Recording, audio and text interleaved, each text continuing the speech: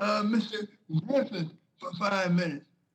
Thank you very much, Mr. Chairman. I appreciate it greatly. This is going to be one of my favorite hearings of all time because probably close to 20 years ago, Commissioner Christie and I were still hanging out on the 6th floor of the General Assembly building in the Virginia legislature. He was giving us wise counsel, and I was trying to act on it from time to time. But it's good to see you here, Commissioner Christie, and thank you for your work, 17 years on the Virginia State Commission, and we greatly appreciate that work. And so one thing I don't really remember is my recollection is you came from rural Virginia originally. Where was your hometown? West Virginia, which is all rural. Okay, there you go. McKinley has stepped out for a minute, but right. No, he can't correct me. So. Yeah, so he can't correct you, but we appreciate you being here today. One of the things that I've been concerned about as we've been looking at all of the new plans and the short timeline that the administration has placed on getting us to a significant amount of renewable energy and, in fact, eliminating carbon from our energy pool to provide electricity has been the siting that has been mentioned earlier and the transmission. And evidence at previous hearings has been is that we're going to need a lot of high-powered transmission lines to crisscross the country to take this power from the renewables to where the energy is actually needed. And coming from rural Virginia or rural West Virginia, one of the concerns is, are they going to be bringing those power lines through our neighborhood, and what are the particulars going to be? And I'm glad that we have heard some evidence today that there's going to be an ability for landowners to say some things. But we have heard that it's going to take, it could take, greater than 30 years by the time you finish all the regulations and the siting and the planning and so forth to get it done. And then another witness came in and said, well, we can shortcut that by putting these transmission lines in existing right-of-ways. So I ask you, is it actually practical to consider railroad right-of-ways for purposes of a high-voltage power line, highways, and last but not least, adding new additional power lines in existing power line easements? Those were three ideas that were presented to the committee. I did not find that to be plausible, but I want to hear from the experts, and you've been doing this for a long time. Tell me.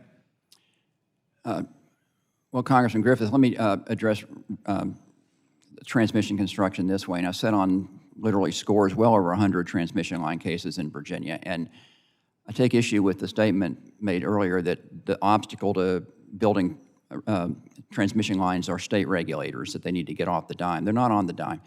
As a state regulator who's sat on many cases, I can tell you what you look for in a state case is, first of all, you look to see whether the transmission line is needed. Consumers should not pay for lines that are not needed. So state regulators are going to look at whether the line is needed. Then you're going to look at whether the line is at reasonable cost, because consumers shouldn't pay more than the reasonable cost for the line. And then you look at the route, and you ask about, is it practical to put a transmission line through a railroad right-of-way or highway right-of-way or old. And the question is, of course, is the facts of each case. I mean, if you're talking about a 765 kV, that's probably not going to go down a railroad right-of-way or a highway right-of-way, because a 765 kV is an extremely big transmission line. And also, if you're going to run it through greenfield development, you're going to use a lot of eminent domain, and it's going to be extremely expensive. And I think state regulators are well suited to make those evaluations in individual cases. Whether you're in an RTO or you're not in an RTO, even if the RTO puts a proposed line into what they call their regional transmission plan, in PJM it was called the RTEP, the state regulators still are going to evaluate it. We did it many times in Virginia. The largest single regional line in PJM, I think I'm right, the largest single regional line in PJM is the trail line, which we approved in Virginia. We were not the obstacle to that. We approved it, and it got built. So state regulators are going to evaluate these lines based upon, number one, are they needed? And this is a critically important point, both state and federal. Transmission lines should be built if they're needed.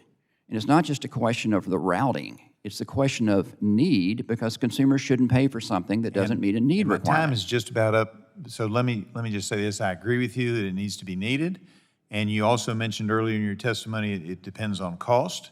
I mean, is it really social justice to run the price up on electricity on a district like that I represent, which is one of the economically most challenged districts in the country, 422 with latest data out of 435 for take-home pay. Is that really social justice to suddenly route a whole lot of new lines through there, or to make their prices go up? You got 7 seconds.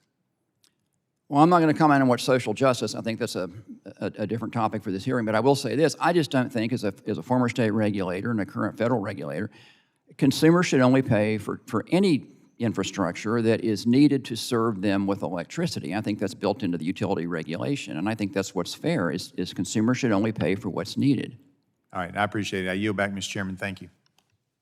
Gentlemen,